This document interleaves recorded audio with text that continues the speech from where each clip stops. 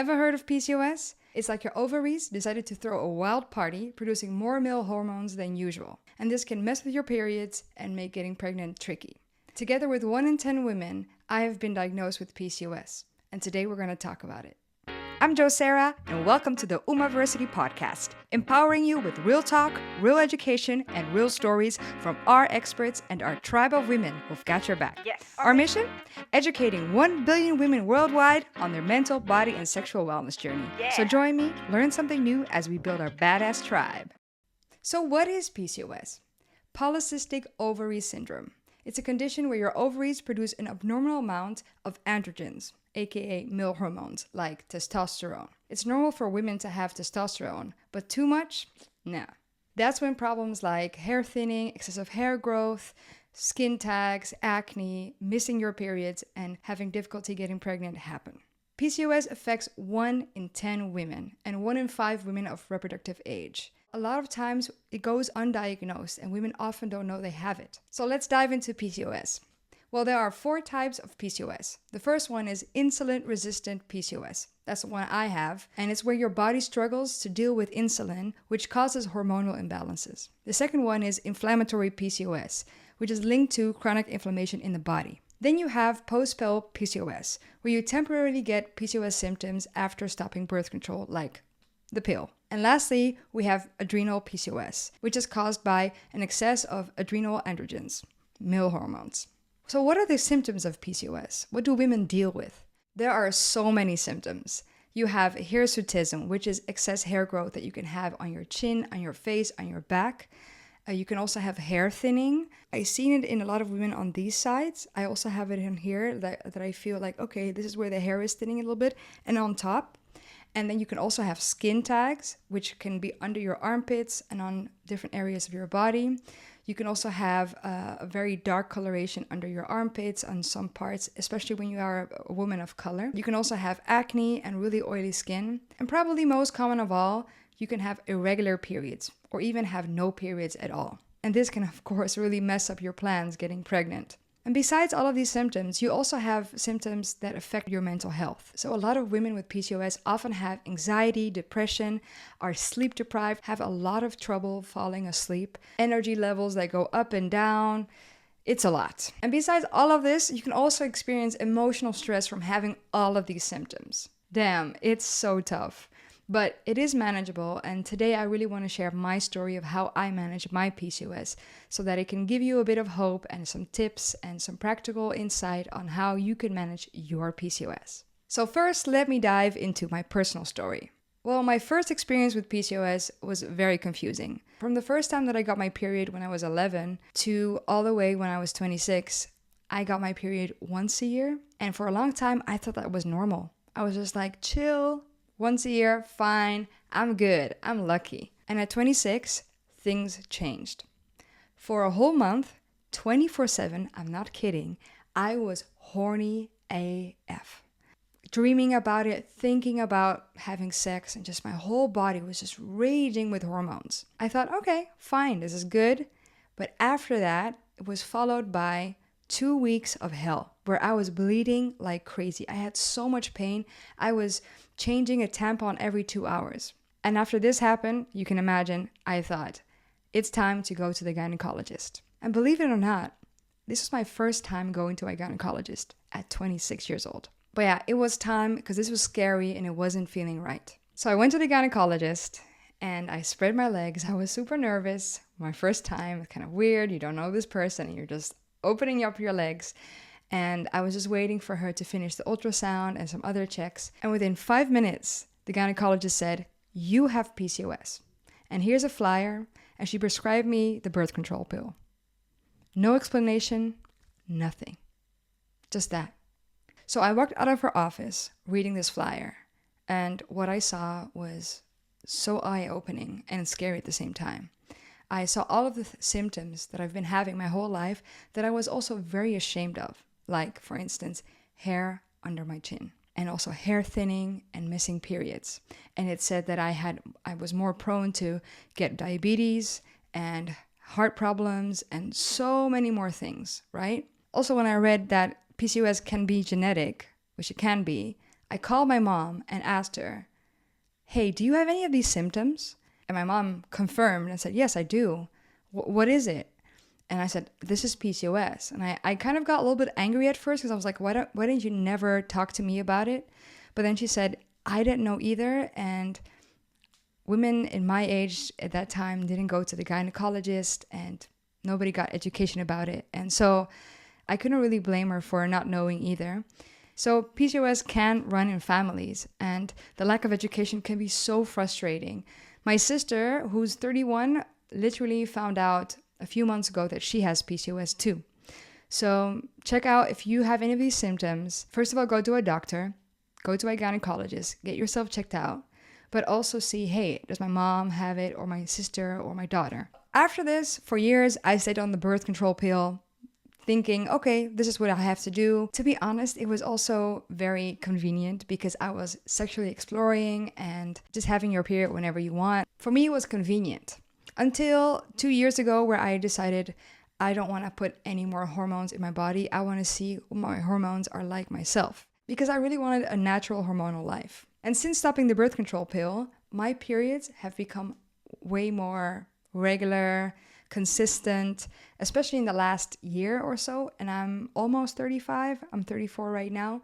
Yeah, it's been interesting. And I know this because I started tracking my period as well. So I have so much knowledge now on how long my cycle is, how regular it is, my ovulation, all of that stuff, because I track my cycle. I'm 34 now and I have PCOS, but it doesn't define me. And because I'm the CEO of Umaversity and I'm meeting experts every day that know so much about hormonal balances, hormones and nutrition, PCOS, menstrual cycle, and all of that stuff, I have really learned way more about balancing my hormones and dealing with PCOS in a natural way. And I will tell you, there are way more natural ways for you to treat your PCOS. So let me give you 5 tips on how I manage my PCOS.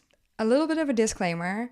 I'm not a doctor, but I have a lot of experts around me. I'm still experimenting. I am discovering things. I'm listening to my body. I am seeking expert help because PCOS is still such a undiagnosed and unresearched condition. So there's more and more information coming out every year. So who knows, maybe later down the line, I will update you with more tips and ways to treat your PCOS.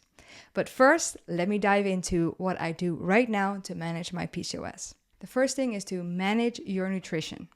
Eating a hormone-balancing diet and especially avoiding sugars, because sugar really affects your insulin and glucose levels, which then in turn, when they're out of whack, they worsen your symptoms for PCOS. So try to minimize your sugars. I know it's hard in this world. If I can do it, you can do it too. Some experts recommend a gluten-free and lactose-free diet. I must say that for me, I'm not allergic, but I've noticed that gluten and lactose do have some effect on me. I noticed that my energy levels are not consistent. I have a dips and I just don't feel that great. I feel bloated sometimes. So I try to minimize my gluten and lactose intake by either taking lactose-free or gluten-free products or just not having anything that has gluten or lactose in it. The second is managing your insulin. I never knew how important insulin is in your body. It manages so much. And especially because I have insulin-resistant PCOS, I need to manage it even more. So how do I manage my insulin? Well, I start the day by drinking a little bit of apple cider vinegar diluted in water.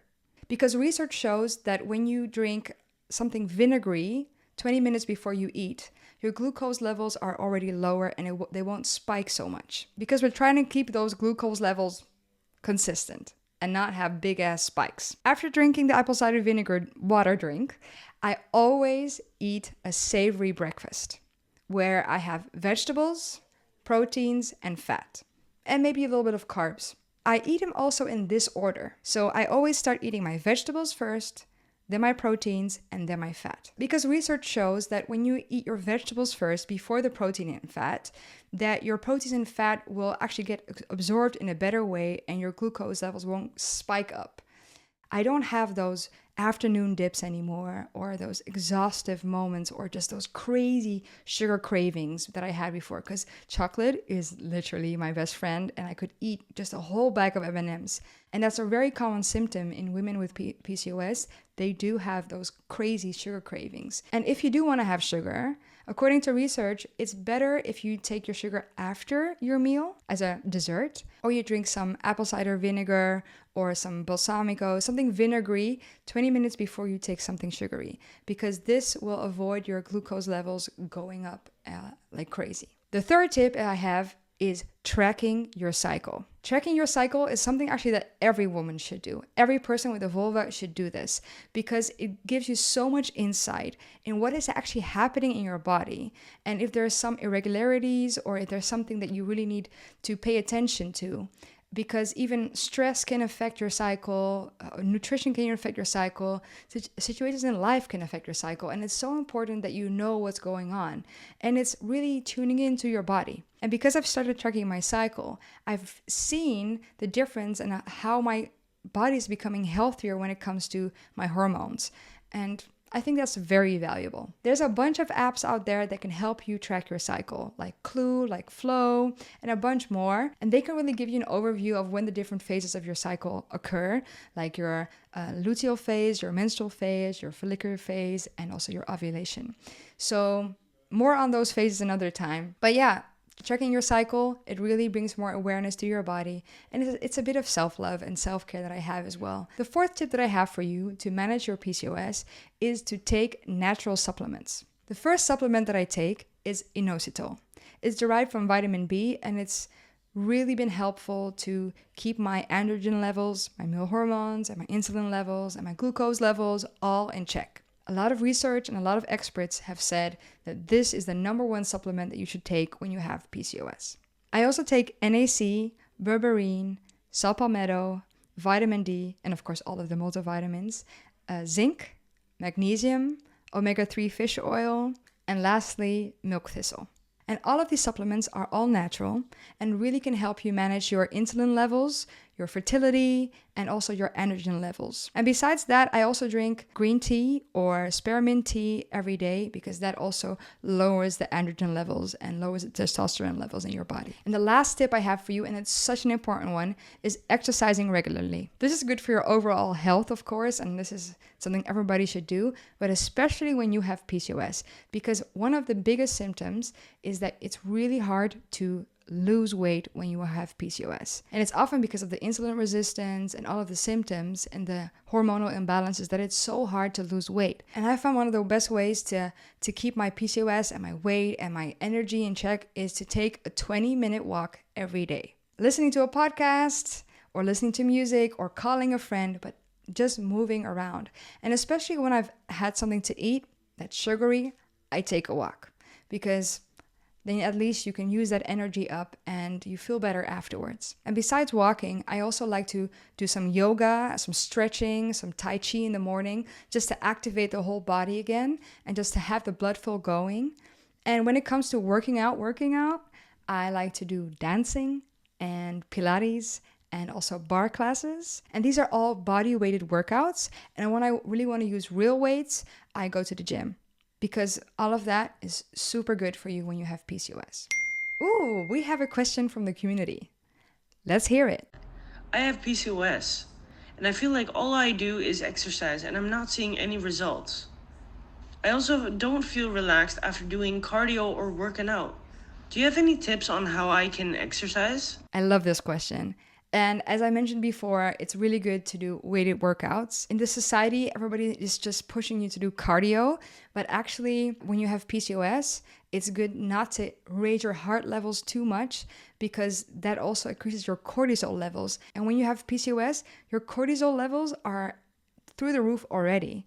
And you want to actually lower them. So what I do to lower my cortisol levels is yin yoga, breath work. Often when I wake up in the morning, I start with my breath work, listening to my affirmations, and it's the absolute best. I've really found that weighted workouts are so much more effective than HIIT training, because HIIT training, I used to do a lot of jump roping every day, like 20 minutes, but I didn't feel better afterwards. I felt more stressed, more pumped, and I was working out, I think 5-6 times a week, together with the cardio, and I didn't see any difference. And that's the biggest frustration a lot of women with PCOS have. You're working out like crazy, you're eating just a little bit, and you're still not losing weight. Well, try weighted workouts. It's so much better.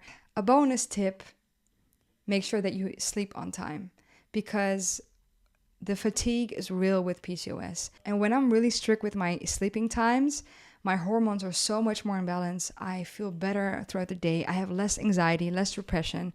So yeah, that's a bonus tip for you. So this is my story about how I managed my PCOS and my PCOS journey.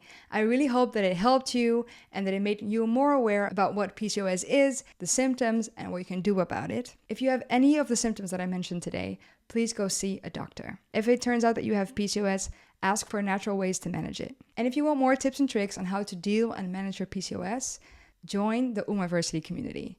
We have so many women that share their stories, but we also have experts that answer your questions and give you really valuable tips. You can join in the link below, and I really hope to see you in the community. It's such a blessing. So before we wrap up, I would love to do some affirmations with you. So repeat after me. My body's challenges do not define my worth or femininity. I am healing my body with every breath, and my body is healing my reproductive system.